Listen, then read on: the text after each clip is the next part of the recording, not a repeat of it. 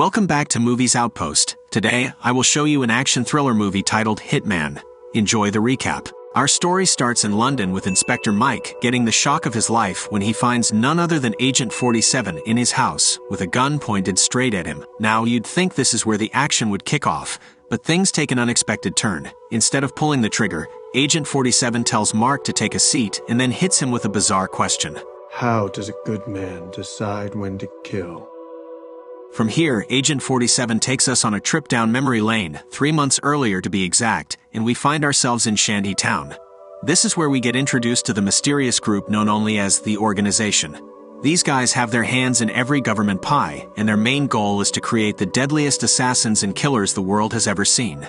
An old Toyota Hilux stops at a heavily guarded compound. The bandits drag a tied-up guy out of the truck and into a building, where they hang him by chains. Enter their leader, who doesn't waste any time. He grabs a machete and lops off the poor guy's arm in one clean swing. When the gag is then removed from the captive's mouth, his voice sounds weird, like he's got something lodged in his throat. And surprise, surprise, it turns out that he's been forced to swallow a bomb. One press of a button later, and boom, the place goes up in flames, taking everyone around with it. And who's behind all this madness? You guessed it, it's our very own Agent 47, a stone-cold, ruthless killer who's been training for this life since he was a kid.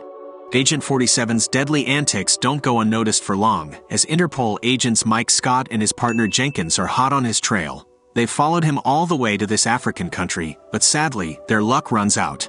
Before they can catch him, 47 wraps up his mission and heads off to a new target in St. Petersburg, Russia. In Russia, Agent 47 checks into a hotel, and this guy is all about the precautions. He hides his guns in an ice maker outside, scatters some ball bearings by his door, and rigs a pressure bomb to the entrance. Oh, and let's not forget the escape rope he ties to the balcony, just in case everything else doesn't work out. Now, it's time for 47 to get down to business. He receives an encrypted message with the details of his next high-profile target, none other than the Russian president, Mikhail Belikov. His recent political moves have made him some powerful enemies, and now he's got a huge bullseye on his back. Agent 47's orders are clear: make the assassination public, and make sure everyone sees it go down. At Belikov's next political rally, our man Agent 47 is already there, lying in wait. The Russian president stops to answer a few questions from the media, and 47 seizes the opportunity. He takes aim and snipes Belikov with deadly precision. But our cold-blooded assassin doesn't stop there. He packs his gun into a suitcase, blows it up to destroy any evidence. With his mission complete, 47 is ready to leave the city. But just as he's about to board a train, he gets a message telling him to contact the office.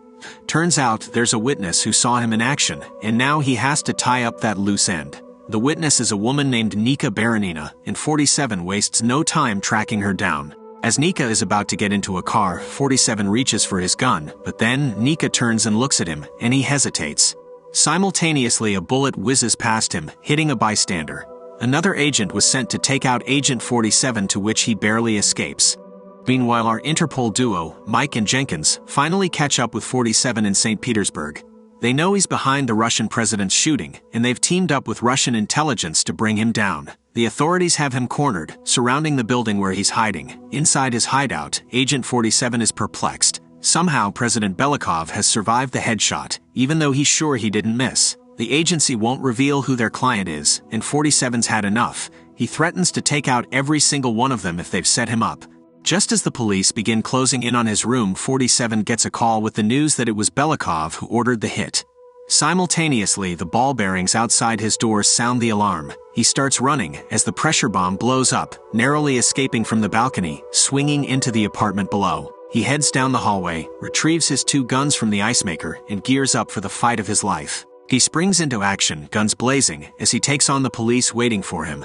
He forces open the elevator doors and clambers on top, then proceeds to shoot the officers inside who were looking for him. But just as he's walking down the corridor, his location is exposed. With his gun trained on 47, Mike orders him to freeze until a cleaning lady steps between them. Seizing the opportunity, he dashes into a room, narrowly dodging a hail of bullets. Without missing a beat, he leaps off the balcony and plunges into the river below, making another miraculous getaway. Back at the scene, the explosion has left 47's room in shambles, with only a few items intact for Interpol and the Russian police to examine. But tensions are brewing between the two groups, as Russian intelligence, led by Yuri Marklov, clearly doesn't want Interpol around. Mike can't shake the feeling that Yuri's hiding something. Meanwhile, our resourceful Agent 47 isn't wasting any time. He slips into a store, changes his clothes, and buys some flowers. Disguised as a delivery man, he heads straight to Nika's door. Once she opens it, he grabs her and drags her outside, tossing her into the trunk of his car before speeding off. 47 takes Nika to an empty hotel room, determined to get answers. When she doesn't cooperate, he pulls out a gun and points it at her head. But just as he's about to pull the trigger, he notices a tattoo on her face, one that reminds him of his own. This unexpected connection makes him hesitate, and he can't bring himself to kill her. He comes to the realization, both he and Nika have been set up, and were supposed to be taken out together. Knowing that all the exit points are heavily guarded, 47 devises a new plan. Go deeper into Russia and find an escape route from there. But Mike Scott, anticipating his move, is already waiting for him at the train station. However, 47's resourcefulness pays off once again. He swiped a train driver's uniform and wears it as a disguise, slipping through the station undetected. But not everyone is fooled. An assassin sent to kill 47 spots him and starts tailing him. Soon, Jenkins and Mike pick up the trail too, and the chase is on. Realizing he's being followed, 47 leaps over a railing and disappears into the underground tunnels. When the assassin catches up, the two engage in a brutal fight. But 47's strength and speed give him the upper hand, and he quickly subdues his opponent. Before he can finish him off though, he spots a shadow and investigates. In a nearby stationary train, 3 more assassins emerge, guns drawn. After a tense standoff, they all agree to drop their guns, pull out their swords, and battle it out. Despite being outnumbered, 47 proves to be the superior fighter, easily dominating the skirmish. One by one he takes them down, using their own weapons against them. As he walks away, the third assassin tries to ambush him, but 47 counters with a double kick, knocking him out of the train. The two continue their fight outside, and 47's relentless assault finally pays off. He grabs his belt, using it to choke the assassin to death. Having dealt with the 3 assassins, 47 returns to the first one and finishes the job.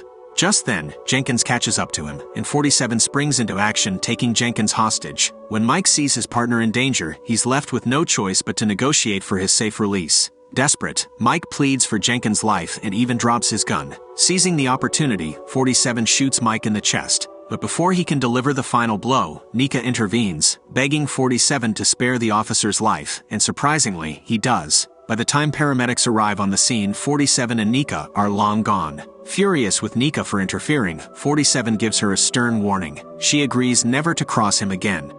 Meanwhile, Yuri keeps pressuring Mike and Jenkins to leave the country, but their resolve only strengthens. They're more convinced than ever that Yuri's hiding something.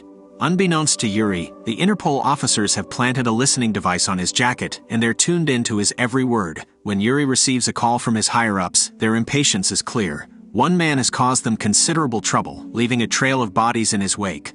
Mike and Jenkins listen closely, and their suspicions are confirmed. Yuri is indeed involved in the whole scheme.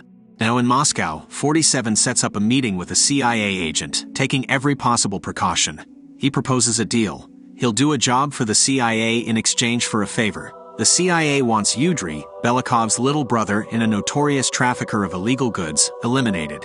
Yuri is set to meet with a German arms dealer named Price in Istanbul, Turkey, and 47 plans to use the fact that they've never met to his advantage. Traveling to Istanbul, 47 heads to the restaurant where Price is having dinner. As a waiter carries a drink to Price, 47 discreetly slips something into it. The spiked drink causes Price to have an upset stomach, and he rushes to the bathroom. Seizing the opportunity, 47 follows Price, but he's stopped and frisked by the bodyguards outside. As 47 is led inside the bathroom, he retrieves a hidden gun from the toilet tank and takes out all the bodyguards before injecting Price with a lethal poison. He then swiftly escapes the restaurant with Nika, making their way to Yuri Belakov's party location. Once there, 47 is thoroughly frisked before gaining entry. However, as soon as he sits down, Yuri is informed that 47 is an imposter. Yuri grabs a gun and harasses a woman sitting next to him, trying to intimidate 47. But 47 has a plan. He tosses his briefcase on the table, which explodes, causing chaos. Amid the commotion, 47 grabs guns from the table and opens fire on the criminals in the room. Taking cover behind a pillar, 47 waits for the right moment to strike. As bullets fly around him, he jumps over a counter and hurls a grenade, obliterating everything and everyone in its path. Approaching Yuri, 47 shoots him in the head, leaving his body in a pool of blood as a message to Belakov. As 47 and Nika's bond strengthens, they find themselves driving towards the Russian-Turkish border, attempting to sneak back into Russia. 47 is determined to complete his mission and eliminate Belikov. When the train comes to a stop, 47 bids Nika a heartfelt farewell, leaving her overcome with emotion. Meanwhile, at Interpol headquarters, Jenkins discovers a photo of Belikov giving a political speech while another picture shows him dining at the same time. This revelation confirms their suspicions. There's a Belikov double in play. Yuri, summoned by the imposter Belikov, faces his wrath. The imposter is furious that the one man who knows his secret is still alive, and he orders Yuri to hunt down and eliminate 47. That night, as Yuri works in his office, the lights suddenly go out. He cautiously walks down the corridor to investigate, only to be ambushed and taken hostage by 47. When Yuri regains consciousness, he finds himself tied up with barbed wire in a bathtub filled with water, which is connected to a generator. A radio is taped to his hand, and 47 gives him an ultimatum: order the execution of his friend, the fake Belikov, or the generator will be turned on, electrocuting him. Desperate and terrified, Yuri pleads for his life, but 47 shows no mercy. As he leaves Yuri screaming for help, it becomes clear that no one can hear his cries. Belikov makes his way to Yudri's funeral, where highly trained soldiers, including snipers, surround the area to protect him. Interpol officers Mike and Jenkins are also present, believing that 47 will come to finish what he started. Despite their warnings, the Russian army commander ignores them, and Belikov proceeds to give a speech. Yuri, who is tied up and in a state of panic, hears the radio and betrays Belikov by giving new instructions to the sniper. The sniper follows Yuri's instructions and shoots at Belikov, but the bullet hits the bulletproof glass and fails to reach its target. As panic spreads throughout the building, soldiers lead Belikov away while releasing gas to subdue the civilians and prevent their escape. Suddenly, 47 appears in a soldier's uniform and knocks Belikov to the ground. He proceeds to open fire on the entire protection team and manages a quad kill. 47 shoots his way past multiple guards and goes to an empty room, but another assassin is waiting for him. They engage in a fight, but 47 ultimately overpowers the assassin by breaking his arms and legs before finishing him off with a stomp. They gather outside the cathedral. Mike can't shake off a feeling of familiarity as he notices the same writing and symbols on the church that he saw on a key he took from 47's room earlier. He realizes that everything was part of 47's plan, and he quickly shares his discovery with the Russian soldiers.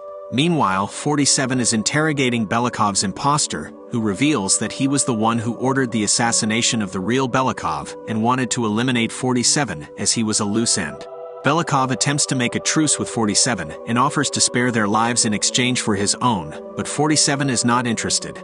As it turns out, shooting Belikov was part of 47's plan all along. Suddenly, a helicopter appears from behind and opens fire on him, wanting to finally kill him. Fortunately, 47 takes cover behind a nearby table and remains unscathed. After the chaos subsides, he takes a seat in the same chair where Belikov was previously seated and surrenders himself, waiting for the soldiers to arrive and arrest him. Sure enough, they burst through the door and apprehend him. Mike is in disbelief as he finally has the hitman he had been chasing for so long in his possession. They load him in the car and drive off. However, as they begin to drive away, their path is suddenly blocked by several cars. To his surprise, it's the CIA led by the man 47 had made a deal with. In the midst of the confusion, 47 manages to escape from the car, leaving Mike to deal with the CIA's interference and lose Agent 47 yet another time. We go back to the first scene where 47 reveals a corpse to Mike being another hitman and tells him to say that you finally caught the assassin. That's the end. Please like and subscribe to help my channel grow, and I'll see you on the next one.